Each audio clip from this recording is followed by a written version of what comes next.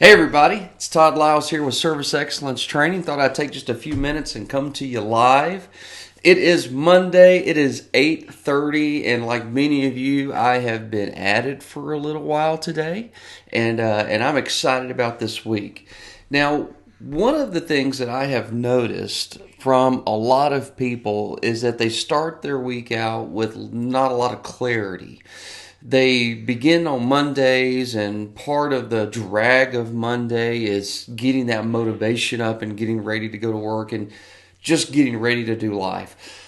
Well, I want to help you, and I know that I can. I can help you have easy, laser focused clarity this week, and it's much more simple than you think it is. And I'm just going to remind all of you that have heard me say this. I'm going to tell you again, all right? Because this is super exciting to me, and I want you to be able to just have an amazing work week this week.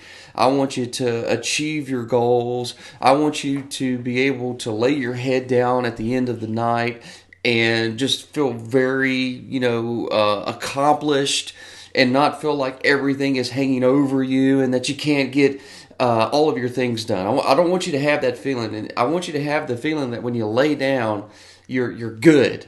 You've accomplished your day. You've done all you can do in this day, and it was good. So I can help you with that. And what I'm going to advise you to think about are what are the big three things that you need to get done on this Monday. All right? Now, what I like to do prior to going into Mondays is I like to think on Friday, the week prior, what are the big three things I need to do for the week? I like to think that through on Friday because typically on Fridays, my mind is very activated, right? My mind's very activated.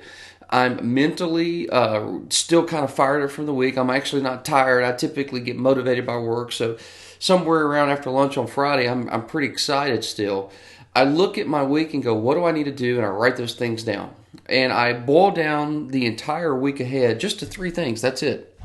And the reason why I just picked three things is because I can get three things done, right? And on this week, we've got a new tool, HubSpot. So I've got a couple things that I want to get accomplished in HubSpot. They're written down here. I'm not being vague. I don't want to say what they are because it probably doesn't matter to you. But I got a couple things I want to get done in my CRM system called HubSpot. I got a couple things that I want to get done for my marketing approaches. And I've got some follow-ups that I want to do. These are the real big three.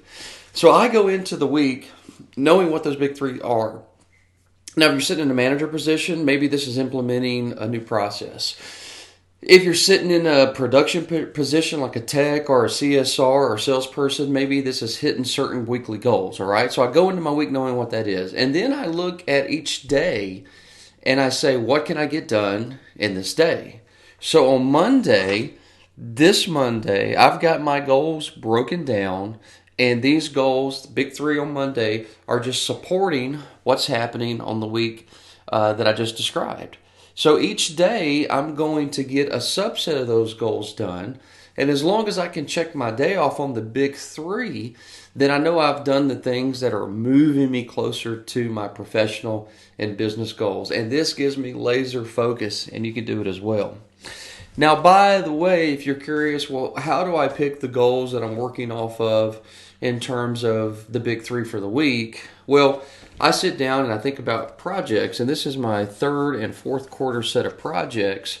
I typically think about projects that I want to do, and usually not much further than 2 quarters out. I will think about something at the beginning of the year for the entire year, but what I have found is that when I think forecasting for sure revenue-wise, but when I think projects, when I tend to put them too far out, I tend not to get them done. So I try to keep my projects to 90 days, 180 days at the most. Some require more time. But that's how I figure out what I'm doing weekly. What I'm doing weekly is striving towards my quarterly project and some sort of subset of that goal. And that is a great way to stay very laser focused. It's also a great way to have daily checkoffs of success, weekly checkoffs of success, and quarterly checkoffs of success. And if you do that, you're going to find that you're just going to feel so much better about your week. So I just wanted to share that with you. This is a message I'm going to repeat relatively often because this is kind of like the theme that's going on in my life right now, is just being laser focused and really striving towards this. And by the way, one of the tools that I use, and I recommend it, is Michael Hyatt's planner. And if you look right here, I write on them. This is the fifth one. So this is the fifth one, as in it's in the fifth quarter. This is a quarter worth of planning. And it's really, really helped me. I felt like I was really pretty decent at planning prior. But this book's about $30. Depends on which one you get. It could be up to $45. It's just a really great way to plan your goals and your objectives on a daily basis. And I really like this. So I'm in my fifth quarter of using it, and it's really helpful, and it follows that very simple guideline that I just talked about, which is 333. Really recommend, if you don't have a planner in paper form, get the Michael Hyatt one. It's fantastic. All right, that's it. You guys have a super freaking awesome day. I want your day to be amazing. And hey, if you've got some big things that you're trying to get accomplished, drop them in the comments. I'll give you virtual high fives, and I'll wish you luck. All right, y'all take care. Like it. Hit the share buttons, do all those things, but most importantly, go out there and turn learning into earning.